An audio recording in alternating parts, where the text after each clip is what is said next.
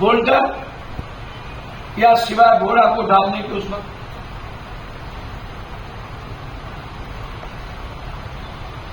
क्या हमारे इंजीनियरिंग विभाग को इस बात की जानकारी नहीं रहती है कि कटाव की क्या संभावना है? कितने गांव विलीन हो गए, मेरे आंखों के सामने कितने गांव विलीन हो गए? नहीं है। जमालपुर और कीरतपुर में सबसे पहले पप्पू यादव, और जब हम पहुंचे तो 3 दिनों से लोग भूखे थे, 2 दिन पेट में खाना नहीं थी। छत पर लोग बांध टूटने के बाद भयंकर भय में लोग जी रहे थे। रेस्क्यू के लिए कोई व्यवस्था नहीं थी। एनडीआरएफ गिनती के 2-3 थे जिसके पास तेल नहीं थी, निकालने की कोई व्यवस्था नहीं थी, जनरेटर नहीं था, सांप के बगल में लोग भी जिंदगी जी रहे थे। तो 72 घंटा में के पहले आपको खबर थी और आपने कोई तैयारी नहीं की लोगों को बचाने की, लोगों को निकालने की। आप मस्त हैं। घर से जो सहरसा के पत्रकार लोग, गणेश परिक्रमा कुछ लोग करते हैं, बहुत सारे लोग नेताओं का, मंत्रियों का, वो कहता है तुमको अपने बाप के घर से हम घर बना देंगे जमालपुर में। और ऐसे नेता लोग भी नेता बनते हैं, जो नेता एक दिन ना निकले, विकास की बात करता हो, सुपौल के हालात के बारे में जानकारी न हो,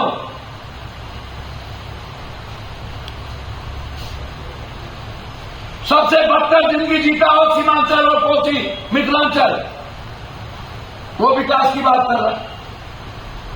और वो नेता भी लंबे समय से नेता भी नहीं कर रहे, इसलिए हालात अच्छे नहीं है। बिहार के खजाने पर गरीबों का अधिकार है। ये नेतागिरी छोड़ दीजिए कि हमने 65 करोड़, अब 65 इतना करोड़ रुपया हमने बाढ़ में दिया है, और उसकी भी पटना में मार्केटिंग हो रही, और उस बैनर पर सदस्यता बनने का लिखा जा रहा है। एक मंत्री आए थे अभिनंदन के लिए, सहरसा में भी अभिनंदन था, सुपौल में भी अभिनंदन। हवाई सर्वेक्षण, कलेक्टर एसपी हवाई सर्वेक्षण। अरे कलेक्टर साहब, चाहिए गांव जाके उनकी घर को देखिए जो जीने के लायक नहीं बचा, जिसके घर में एक भी धान और गेहूं नहीं बचे, कपड़े नहीं बचे। वो 3 दिन की रात की त्रासदी पूरा कोसी के भीतर की जिंदगी साल नहीं 10 साल के लिए तबाह कर दिया। नहीं बन सकते घर। और हेलीकॉप्टर पर चढ़ के कलेक्टर साहब कहते हैं पानी घट गई। पानी नहीं घटी कलेक्टर साहब, जिंदगी कम हो गई। यदि वो बांध ना टूटा होता, जो दरभंगा और आज मैं जा रहा हूं वहीं कुशेश्वर स्थान की जिंदगी नर्क बना दी, वह बांध ना टूटा होता तो कोसी के भीतर के लोग कितने मरते, कितने जिंदगी तबाह होती, कहना मुश्किल था। ईश्वर की असीम कृपा थी कि भीतर का आदमी किसी तरह बच गया बांध टूटने से, अन्यथा कुशहा की त्रासदी से ज्यादा खतरनाक त्रासदी होती। जिनको जात पात से फुर्सत नहीं, हिंदू मुसलमान से फुर्सत नहीं, पिकनिक समझते हैं ये बाढ़ को, आएंगे फोटो सेशन होगा, मार्केटिंग होगी टीवी अखबार वाले के माध्यम से। ये फोटो सेशन करते हैं ये लोग। 1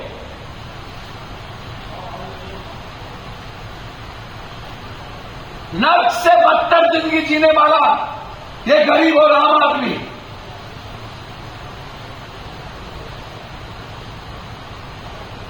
कब तक कोसी और सीमांचल की जिंदगी तबाह होगी? कब तक अफसर को ढूंढिएगा? कब तक जानवर की जिंदगी से ज्यादा बदतर जिंदगी जीने पर हम मजबूर होंगे? कब तक बांधें टूटेगी?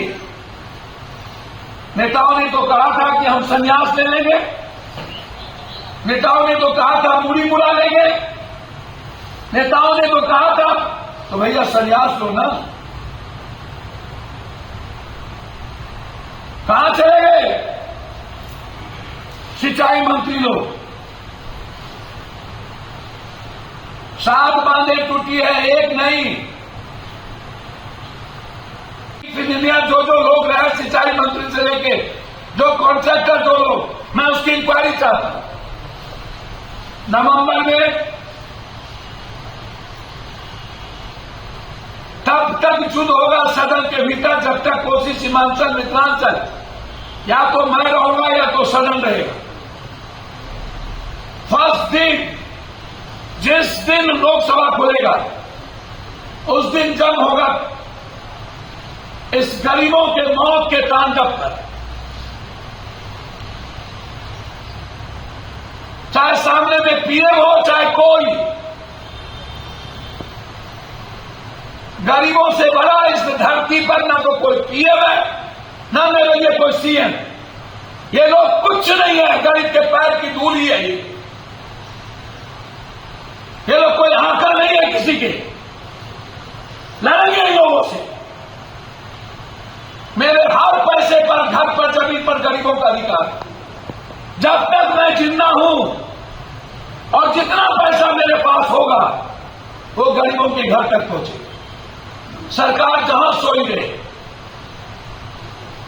5 दिनों के बाद कम्युनिटी किचन खुलता है और बड़े बड़े अधिकारी आने के बाद कम्युनिटी किचन दिखा करके बंद हो जाता है। बांध के भीतर है कम्युनिटी किचन नहीं, नाव की व्यवस्था नहीं। सारे नाव खरीद करके हमें देना पड़ा सुपौल और सहरसा में। 32 नाव खरीदे 2 दिनों में। आप कोई चावल आटा नहीं। 2-2 लाख रुपया आप जो भी लोग बांध से प्रभावित है उसको सीधा उसके अकाउंट में डालिए। आटा चावल के नाम पर लूटने की आजादी नहीं मिलनी चाहिए और किसी गरीब को आटा चावल नहीं चाहिए।